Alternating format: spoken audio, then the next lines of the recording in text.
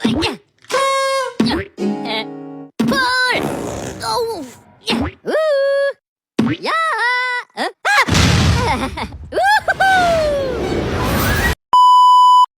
Assalamualaikum warahmatullahi wabarakatuh.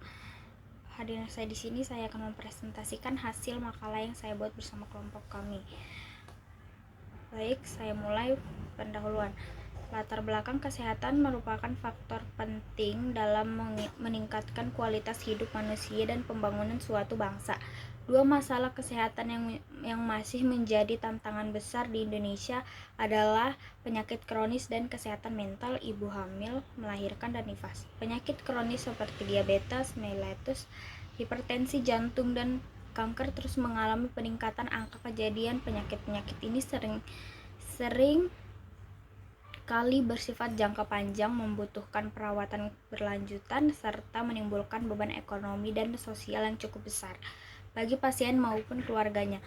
Pola hidup tidak sehat, kurang aktivitas fisik, serta pola makan yang tidak seimbang menjadi faktor utama yang memperburuk kondisi tersebut.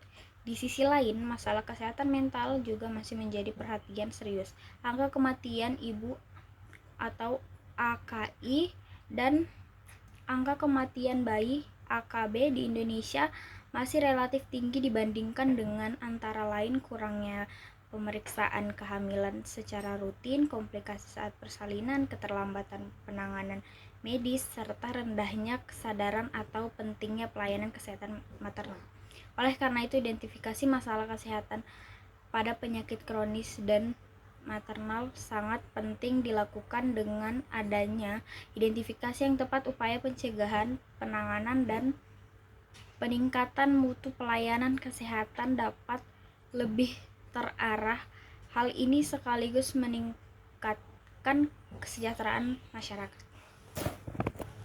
Baik, tujuan dari penulisan makalah ini adalah: satu, untuk mengidentifikasi berbagai permasalahan kesehatan yang berkaitan dengan penyakit kronis dan kesehatan mental. Dua, untuk mengetahui faktor-faktor penyebab terjadinya penyakit kronis serta tingginya angka kejadian masalah kesehatan maternal. Tiga, untuk memberikan gambaran mengenai dampak penyakit kronis dan kesehatan maternal terhadap kualitas hidup masyarakat. 4. Untuk mendorong kesadaran akan pentingnya pencegahan dan penanganan masalah kesehatan secara tepat dan keberlanjutan. 5. Untuk dasar pemikiran dalam penyusunan strategi dan upaya peningkatan pelayanan kesehatan masyarakat. Bab 2. Identifikasi masalah kesehatan. 1. Penyakit kronis. Peningkatan kasus hipertensi dan diabetes mellitus menjadi masalah kesehatan utama di rumah sakit ini. Edukasi kesehatan masih terbatas, menyebabkan kurangnya kesadaran pasien dalam pengelola penyakit kronisnya secara keberlanjutan. Selain itu, program screening rutin yang berperan dalam deteksi dini penyakit belum dioptimalkan sehingga penanganan sering terlambat. 2. Kesehatan kesehatan maternal.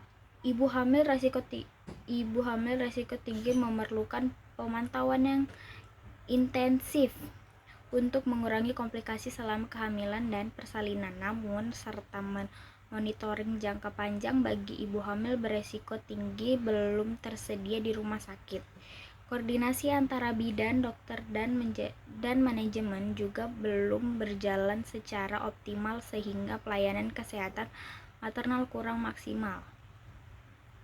Nomor 3. Kondisi administrasi rumah sakit.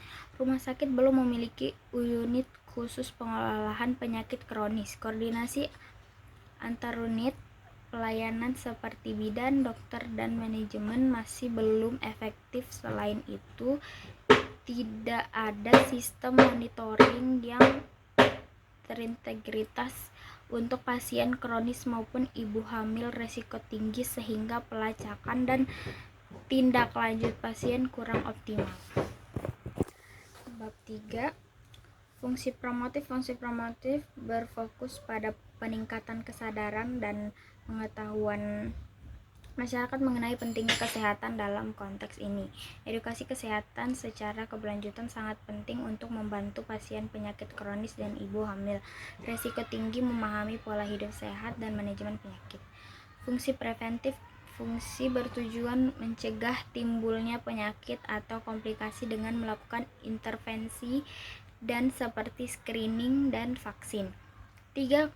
Fungsi kuratif menitik beratkan pada pengobatan dan penanganan pasien yang sudah sakit. Pelayanan medis yang tepat dan keberlanjutan harus diberikan kepada pasien kronis dan ibu hamil risiko tinggi untuk mencegah komplikasi dan meningkatkan kualitas hidup mereka. 4. Fungsi rehabilitasi membantu pemulihan dan manajemen jangka panjang pasien agar dapat beraktivitas secara produktif. Peran administrasi rumah sakit dalam mendukung fungsi kesehatan. Administrasi rumah sakit memegang peran penting dalam memastikan fungsi promotif, preventif, kuratif, dan rehabilitatif dapat berjalan secara efektif. Menurut Nugroho dan Putri 2021, administrasi yang baik meliputi penanganan, pengorganisasian sehingga pelayanan kesehatan dapat diberikan secara efisien dan keberlanjutan. 1. Manajemen sumber daya manusia. 2. Pengelolaan anggaran dan sumber daya. 3. Sistem informasi manajemen rumah sakit. 4. Tata kelola dan kebijakan mutu. 5. Kerjasama dan koordinasi eksternal. 6. Peran administrasi dalam inovasi pelayanan. Bab 5. Rekomendasi strategi manajemen rumah sakit. Membentuk unit pengelolaan penyakit kronis dan maternal. 2. Penguatan program promotif preventif. 3. Pengembangan sistem monitoring pasien. 4. Optimalisasi koordinasi tim. 5. Pelatihan dan pembangunan SDM. 6. Evaluasi dan perbaikan keberlanjutan. Kesimpulan, penguatan fungsi promotif penyakit preventif, kuratif, dan rehabilitatif sangat penting dalam menangani penyakit kronis dan kesehatan maternal di rumah sakit tipe B di Kalimantan Timur. Peran administrasi rumah sakit dalam pengelolaan sumber daya dan sistem informasi menjadi kunci keberhasilan pelayanan kesehatan yang efektif dan berkelanjutan. Rekomendasi pelayanan yang perlu dikembangkan meliputi edukasi kesehatan yang terpadu, program screening dan deteksi dini, manajemen kasus multidisiplin, monitoring dan tindak lanjut pasien jangka panjang, serta dukungan psikososial dengan strategi manajemen yang terintegrasi rumah sakit dapat meningkatkan kualitas pelayanan dan kesehatan masyarakat. Baik, sampai sini presentasi makalah saya. Saya pamit undur diri. Assalamualaikum warahmatullahi wabarakatuh. Peran administrasi rumah sakit dalam mendukung fungsi kesehatan. Administrasi rumah sakit memegang peran penting dalam memastikan fungsi promotif, preventif, kuratif, dan rehabilitatif dapat berjalan secara efektif.